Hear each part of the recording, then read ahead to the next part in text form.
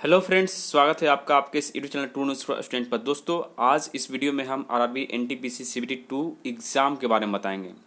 दोस्तों, आपसे हम एक चीज़ बताना चाहते हैं कि आज का पहले हम बात करें कि पेपर कैसा था, तो उसके बारे में हम ज़रूर बताएंगे। पेपर का लेवल क्या था, कितने क्वेश्चन किस टॉपिक से आए, ये सारे मुद्दों पर हम बात करेंगे। लेकिन उससे पहले हम आपको बताते हैं कि अगर आप रेलवे का तैयारी कर रहे हैं और ख़ास करके जब आपका एग्ज़ाम टीसीएस करवा रही हो, तो आपको एक चीज़ बताना चाहेंगे कि यूट्यूब बाजार से बच के। ये क्यों कहा दोस्तों? देखिए, यूट्यूब पर जितने भी टीचर आए थे पहले, चाहे वो वाईफाई स्टडी के हो, एग्जामपुर के हो, ये रोते बिलखते आए थे और ये हम लोगों से वादा किए थे कि हम जो है अच्छे कंटेंट देंगे, सही तरीके से पढ़ाएंगे और आपको जॉब भी सुनिश्चित हो जाएगा। ठीक है, लेकिन क्या हुआ कि जैसे जैसे इनकी फॉलोवर्स सब्सक्राइबर बढ़ते गए, इन्होंने जो है यूट्यूब को बाजार बना लिया। ठीक है, जैसे जो काम एक टीचर कर सकता है उस जगह पर उन्होंने 100 टीचर को बुलाया। अब 100 का पेमेंट देना, और जहाँ एक झोपड़ी में पढ़ा सकते थे वहाँ पे इन्होंने बहुत बड़ा स्टूडियो बनाया, जिसका खर्च भी अलग से लगता है। बड़े बड़े फ्लैट ले लेते हैं लोग, तो उसके लिए क्या करते हैं, ये कोर्स बेचवा वाला काम करने लगते हैं।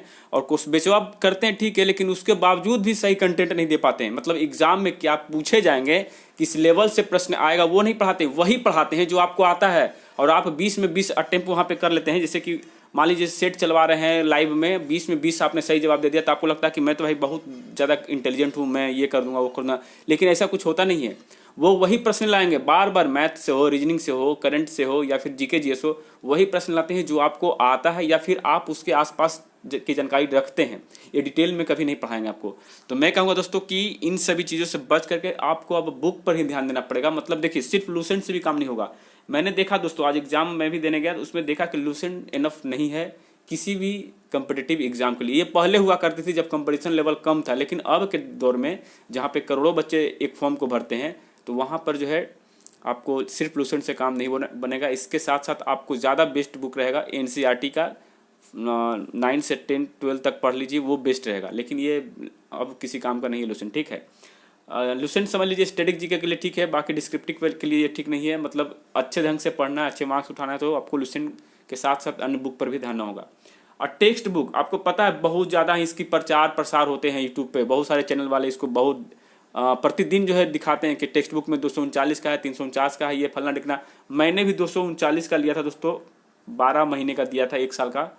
भाई उसमें सेट लगाइएगा ना, तो आपका 100 का प्रश्न है तो 80 के आसपास ही मार्क्स आएंगे, 80 85 90 तक चल जाएंगे। ठीक है, क्वेश्चन प्रीवियस ईयर रहते हैं, यानी कि उन क्वेश्चनों को आप कभी ना कभी सोल्व किए होंगे, वैसा ही क्वेश्चन वो डाल देते हैं। और उनका सैम्पल पेपर भी देखिएगा तो नॉर्मल क्वेश्चन रहते हैं, एक एक लाइन में क्वेश्चन आता है, मैथ हो, रीजनिंग हो। ठीक है, जिसके कारण होता है क्या दोस्तों कि एग्जाम हॉल में क्वेश्चन लेंदी आ जाते हैं। यानी कि आज के हम बात करें दोस्तों, तो आज ही के हम जो है रिव्यू पे बात करते हैं। तो आज का जो ओवरऑल प्रश्न था, मेरे हिसाब से, आप सबके हिसाब से हो सकता है कुछ और हो, लेकिन मेरे हिसाब से पेपर जो था ना, वो उसको आप हम इजी लेवल में नहीं ले सकते हैं। आज के पेपर की बात करें तो वो मॉडरेट लेवल का पेपर था। मॉडरेट टू टफ हो सकता है, लेकिन मॉडरेट से कम नहीं होगा दोस्तों। मॉडरेट लेवल का पेपर था। और इसमें प्रश्नों की बात करें तो दोस्तों कुछ प्रश्न बहुत ही आसान थे। हम बता दें आपको कि अगर आपको 50% प्रश्न जो है ना, वो आपको आराम से देखने को मिलेगा, लगेगा कि हाँ ये आसान है।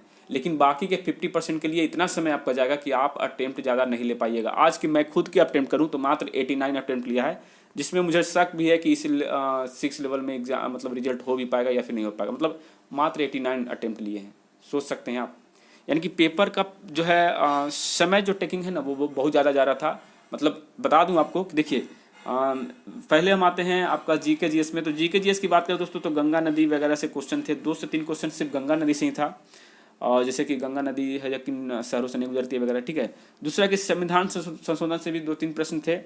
और उसके बाद ग्राम पंचायत किस अनुच्छेद से लिया गया, ये भी प्रश्न था, इस टाइप का ग्राम पंचायत से था। ठीक है, और करंट से भी अच्छे खासे प्रश्न थे दोस्तों। मैं मानता हूँ कि 10 से 15 प्रश्न तो करंट अफेयर से ही थे। ठीक है, और उसके बाद वर्ल्ड से अगर बात करें तो WTO से एक लेडीज़, क्या नाम है उसको भूल रहा हूँ मैं, उससे संबंधित था।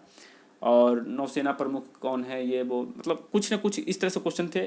साइंस की अगर बात करें तो साइंस का पेपर थोड़ा सा, मैंने साइंस का जो क्वेश्चन था ना, वो कुछ हद तक ठीक था, उतना टफ नहीं मान सकते, नॉर्मल मान सकते हैं। लेकिन जो नहीं पढ़े होंगे उनके लिए तो टफ ही होगा। लेकिन मैं मानता हूँ कि साइंस के क्वेश्चन कुछ हद तक ठीक थे। लेकिन रीजनिंग और मैथ की अगर बात करें दोस्तों, तो ये दोनों जो है आपको छक्के छुड़ा देंगे।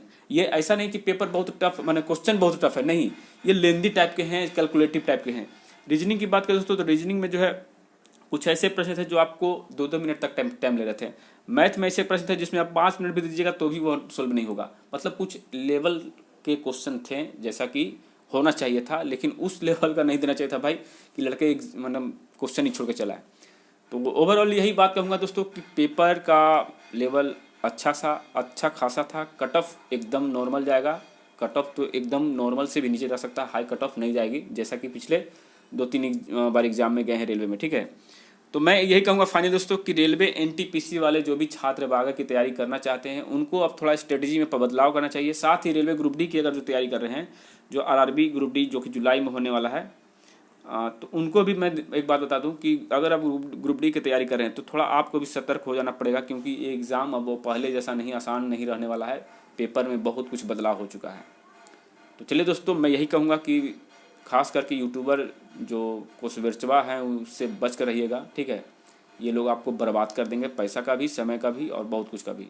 क्योंकि ये देखिए 5 क्वेश्चन बताने के लिए 5 घंटा समय लेंगे आपको। यूट्यूब पे आ जाएंगे, पहले तो 10 मिनट इनका प्रचार प्रसार चलता है, बाकी के 10 मिनट जो है आपको ये कोर्स बेचेंगे और बाकी 20 मिनट पढ़ाएंगे, 5 क्वेश्चन लाएंगे, ठीक है। तो यही कुछ था। जय हिंद, जय भारत।